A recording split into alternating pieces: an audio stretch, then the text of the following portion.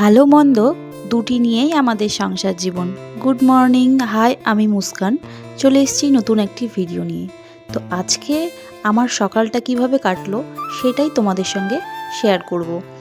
সকাল সকাল 6:30 বাজে ঘুম থেকে মামামকে তুলে নিয়েছি।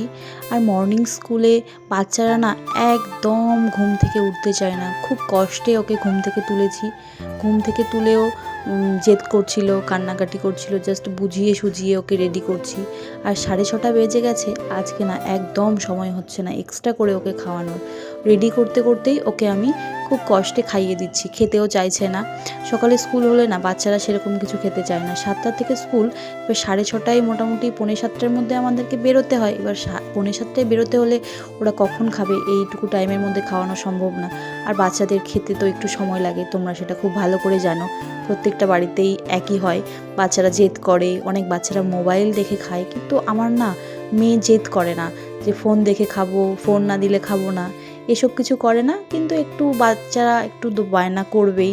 6টায় ঘুম থেকে উঠে আমি নিজের বাসি কাজ সেরে মোটামুটি ফ্রেশ হয়ে নিয়েছি। ফ্রেশ হয়ে নিয়ে স্কুলের টিফিনটা রেডি করে দিয়েছি।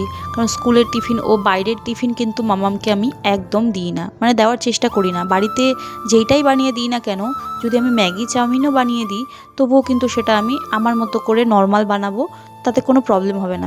দেখো, আমরা রেডি হয়ে বেরিয়ে পড়েছি স্কুলের উদ্দেশ্যে। মোটামুটি স্কুলের কাছে চলে এসেছি। আজকের মতো এই পর্যন্তই, দেখা হবে নতুন একটি ভিডিওতে। টাটা।